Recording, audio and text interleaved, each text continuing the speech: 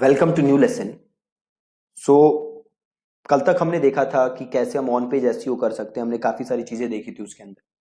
उसी को आगे हम कंटिन्यू करेंगे और हम देखेंगे कि और क्या क्या तरीके हैं ऑन पेज एसईओ करने के, योस्ट से और कैसे आपको ऑन पेज एसईओ में मदद मिल सकती है। ये जो मेरा ब्लॉग है जो मैंने लिखा था, इसको मैं अब एडिट करता हूँ, ठीक है। और इसमें अब हम और एसईओ करते हैं, राइट। ये हमने लिखा था कल, अगर आपको याद हो।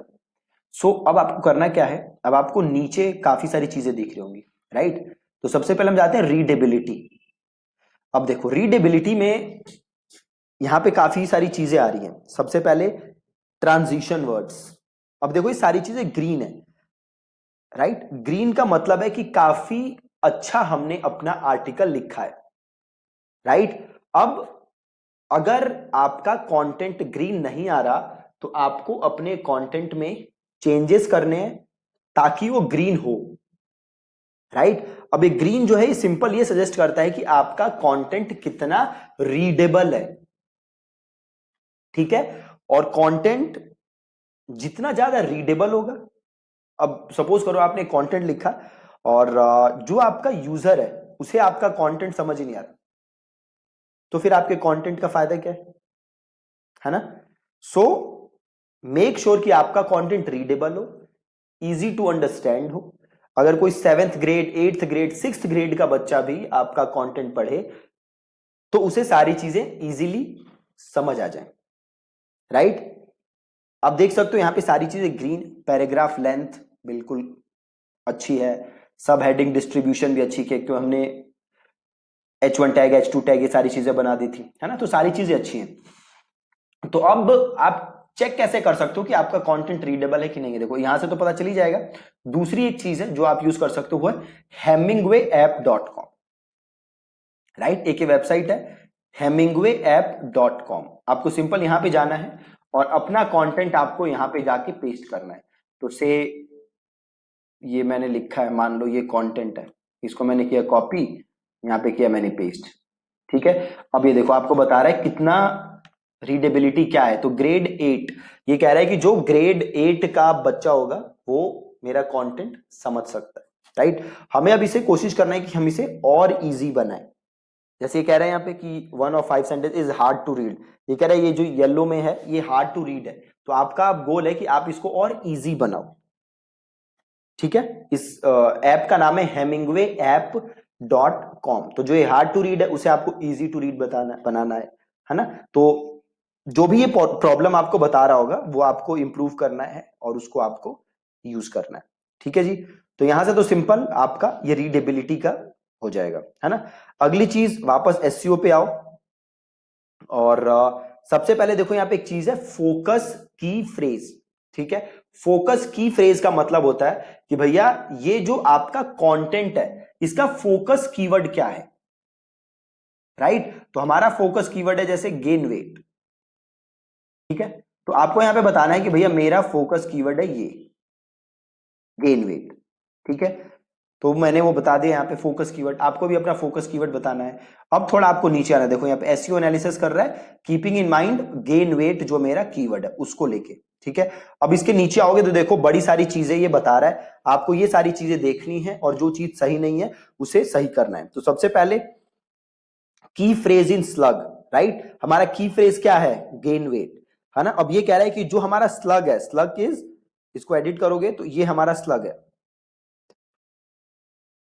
ये स्लग है ना। इसके अंदर देखो गेन वेट मैंने यूज किया हुआ है ना, गेन वेट। और मेरा की फ्रेज क्या है, गेन वेट। तो एक अच्छी बात है, ठीक है। सो आपको हमेशा ये इंश्योर करना है कि जो आपका की फ्रेज है वो आपके यूआरएल स्लग के अंदर आए, ठीक है। और वो हमारा आ रहा है जो ये बता रहा है, राइट। उसके बाद है एसईओ टाइटल विथ, कि जो हमारा एसईओ टाइटल है healthy ways to gain weight if you are underweight, ठीक है। ये कह रहा है कि जो एसईओ टाइटल की विथ है वो भी अच्छी है ना। अगर आपका ये ग्रीन नहीं आ रहा तो आपको कोशिश करनी है कि ये ग्रीन आए, ठीक है जी।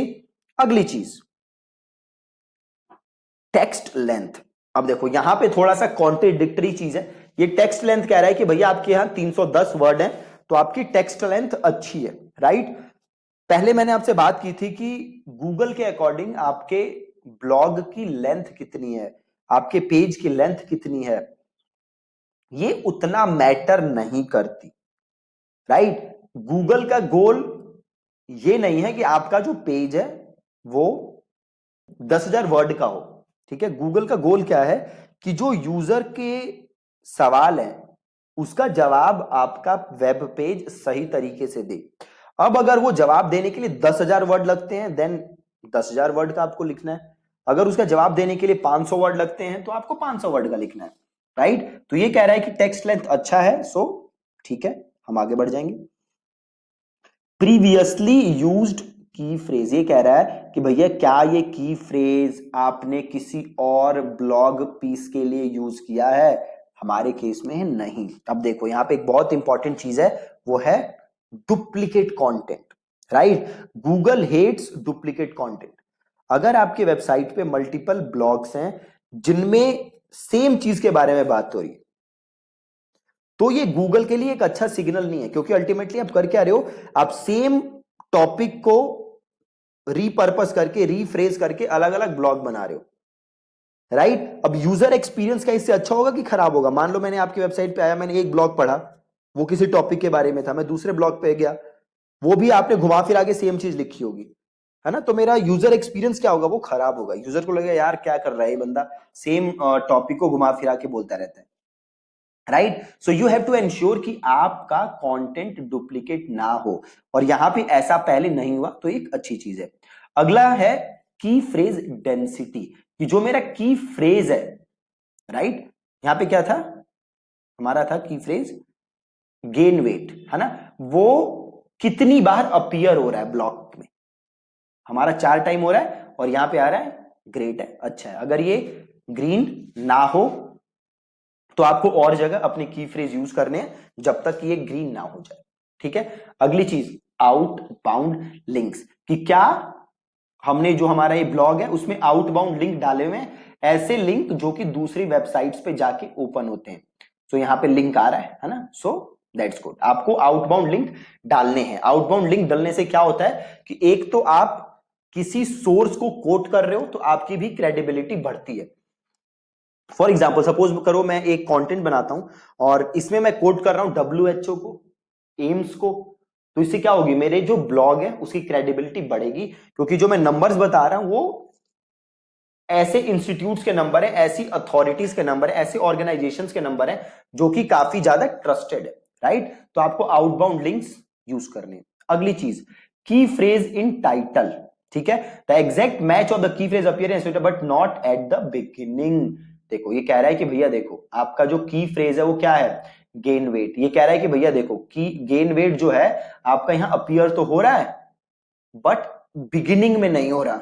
ये कह रहा है कि जो आपका की फ्रेज है वो आपके टाइटल में अपीयर तो हो रहा है बट बिगिनिंग में नहीं हो रहा, है ना। सो आप देखो कि क्या आप उसे बिगिनिंग में दिखा सकते हो, बट एक चीज ध्यान रखनी है कि वो लॉजिकली दिखना चाहिए। अगर वो इलॉजिकल तरीके से आप उसको बिगिनिंग में दिखाओगे तो उसका कोई भी फायदा नहीं है, राइट। तो हमें एंश्योर करना है कि हम उसे बिगिनिंग में करें, जैसे लिखा हो इसने try to move it to the beginning, कि हमें उसे बिगिनिंग में दिखाना है, ये हमें कोशिश करनी है, ठीक है।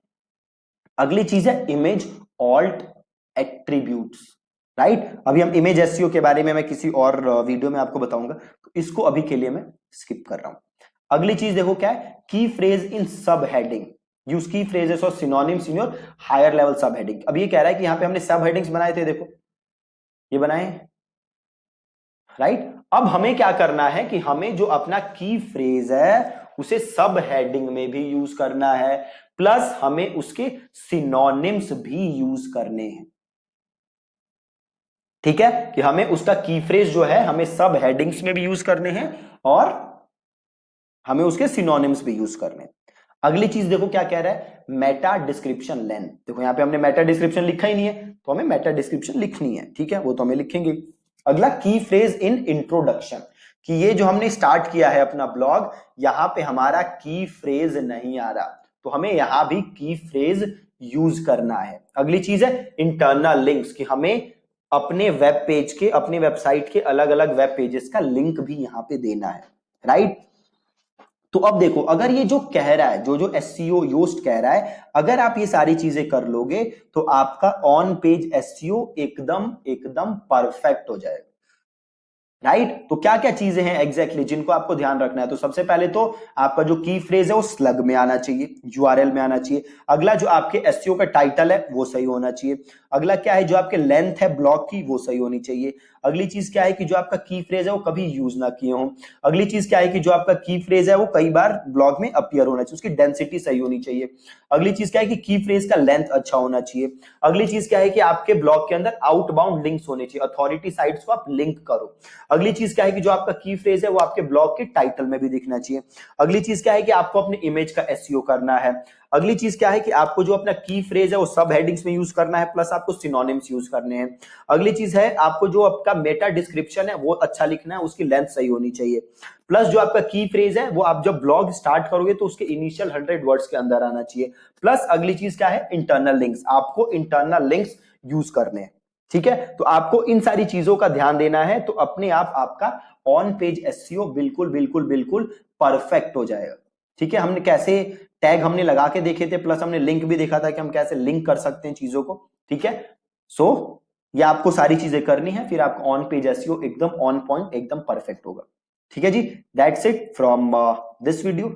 कल के लेसन में हम बात करेंगे about image SEO. Thank you so much for watching this lesson.